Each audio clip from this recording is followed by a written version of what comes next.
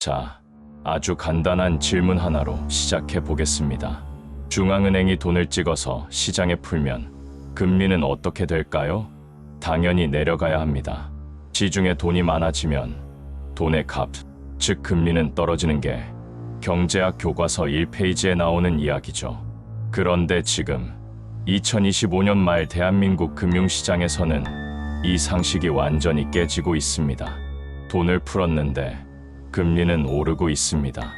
이건 이상한 정도가 아닙니다. 위험한 신호입니다. 한국은행은 최근 RP 매입으로 단기 유동성을 수조 원 규모로 공급했고 3년 만에 국고채 단순 매입이라는 강력한 카드까지 꺼냈습니다. 말 그대로 불이 난 집에 소방호스로 물을 뿌린 겁니다. 그런데 결과는 어떻습니까? 불과 몇 달 전 2% 후반, 3% 초반이던 10년물 국고채 금리는 지금 3%대 중반, 연중 고점권까지 치솟았습니다. 이건 불을 끄려고 물을 뿌렸는데 알고 보니 기름이었던 상황입니다. 그래서 오늘의 질문입니다. 왜 돈을 풀었는데 금리가 오를까? 이건 단순한 시장 변덕이 아닙니다. 대한민국 금융 시스템 어딘가에 이미 균열이 생겼다는 신호입니다.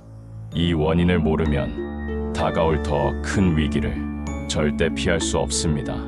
한국은행의 공식적인 설명은 이렇습니다. 어쩔 수 없었다. 부동산 PF, 즉 프로젝트 파이낸싱 시장이 한꺼번에 무너지는 걸 막기 위한 선택이었다는 겁니다. 실제로 2025년 기준 부실 우려 PF 규모는 약 20조 원. 이게 한 번에 터지면 건설사만 망하는 게 아닙니다. 저축은행, 증권사, 그리고 1금융권까지 연쇄 충격이 옵니다. 금융 시스템 전체가 멈출 수 있다는 공포. 한국은행은 그걸 막기 위해 소방수 역할을 자처한 겁니다. 하지만 시장의 시선은 다릅니다. 이걸 불가피한 선택이 아니라 도덕적 해이의 시작이라고 봅니다. 넘어져도 다치지 않도록 항상 푹신한 매트를 깔아주면 사람은 조심해질까요? 아닙니다. 더 위험하게 행동합니다. 지금 시장이 딱 그렇습니다. 부실한 사업장, 진작 정리됐어야 할 프로젝트들이 중앙은행 돈으로 연명하고 있습니다. 금융기관들도 이렇게 생각합니다. 어차피 정부가 살려주겠지. 이 순간부터 구조조정은 사라지고 버티기 게임이 시작됩니다. 이제 한국은행의 두 가지 카드가 왜 문제인지 보겠습니다. 첫 번째, RP 매입. 원래는 단기 처방입니다. 그런데 2024년 이후 이게 거의 상시화됐습니다. 수조 원이 계속 시장에 풀립니다. 이건 환자에게 진통제만 계속 놓는 것과 같습니다. 아프진 않지만 병은 더 깊어집니다. 두 번째, 국고채 단순 매입. 이건 사실상 양적 완화입니다. 중앙은행이 직접 국채를 사주며 현금을 뿌리는 겁니다. 이 순간 시장은 이렇게 해석합니다. 저 정도로 돈을 풀어야 할 만큼 상황이 심각하구나. 안도감이 아니라 불안감이 커지는 이유입니다. 그래서 외국인 투자자들은 더 높은 이자를 요구합니다. 이게 바로 금리에 붙는 위험 프리미엄입니다. 그래서 벌어지는 현상, 미국도 금리가 오르고 독일도 오르지만 한국은 더 가파르게 오릅니다. 이 차이가 바로 코리아 리스크 프리미엄입니다. 외국인 눈에는 이렇게 보입니다. 한국은 부동산 PF라는 시한폭탄을 안고 있고 그걸 원칙 없이 돈으로 막고 있다.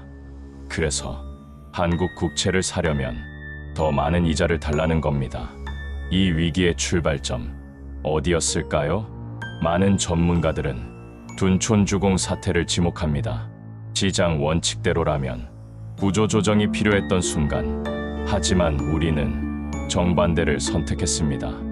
사실상 구제금융, 둔촌일병 구하기, 이 결정이 시장에 남긴 메시지는 하나였습니다. 대마불사, 크면 안 망한다. 그 순간부터 PF 대출은 폭발적으로 늘어났습니다.